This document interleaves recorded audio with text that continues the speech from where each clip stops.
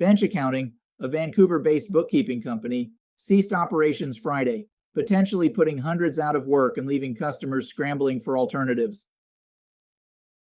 Former CEO Jean-Philippe Durrios described the company this way.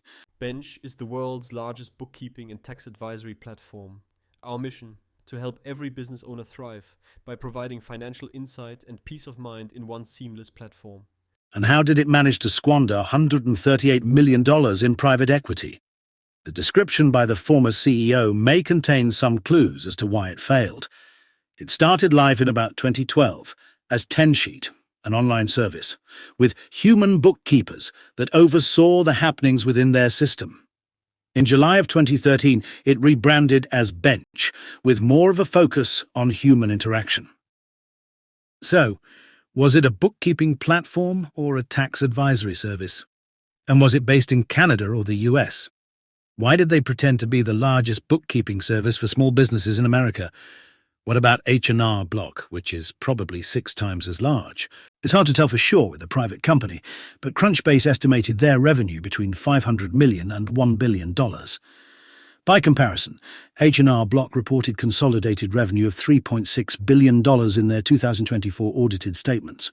Why did they pretend that they were founded in New York in 2012, when they have always been Vancouver-based? They got Techstars funding in New York in 2012, but clearly that's not the same thing. In September of 2024, just 3 months before they closed their doors, Bench made a joint announcement with Opolis, a Colorado-based digital employment cooperative for independent workers, offering a comprehensive solution for self-employed individuals to manage their finances with ease. Bench sold itself as a technology play hit, which is why they sought funding from Techstars. But in reality, it was a dumbed-down professional services business focused on tax services in the US market, but inexplicably with a head office in Canada. According to SEMrush, self-described as the go-to platform for managing online visibility, 80% of Bench's 340,000 web visitors were US-based, with only 3% based in Canada. It appears to have been a bookkeeping platform and service primarily for micro-businesses, 4 or fewer employees, and the self-employed. That sector of the market is relatively much more important to the Canadian economy, and generally much simpler from a tax perspective. These days, the most important part of the bookkeeping process is performed by today's online banks. Tax preparers for these very small businesses have always worked on a cash basis and adjusted to the accrual basis at year-end.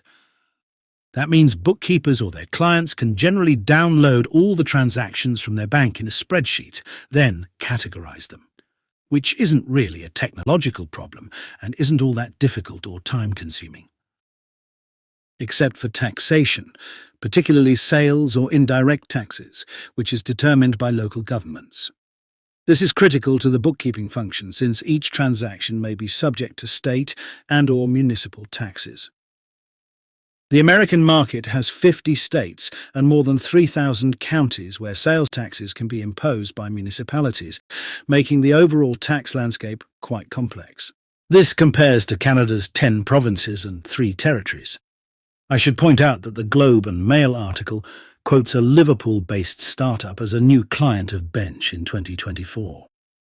The CEO of startup company Cap, a Liverpool-based open-source alternative to Loom, paid Bench nearly $2,000 for 10 months of backfilling and 2 monthly subscription payments, but the work has not been completed. So, how many tax jurisdictions did Bench's platform attempt to support? Clearly at least 3. Compare this with the much bigger and more established H&R Block, founded 1955, which supports only Canada, Australia and the US. So, while the key problem appears to be tax and regulatory compliance, Bench seems to have loaded up the front benches with sales, marketing and engineering types, and no CPAs or tax lawyers. It seems to me that they were building a square peg to fill a round hole.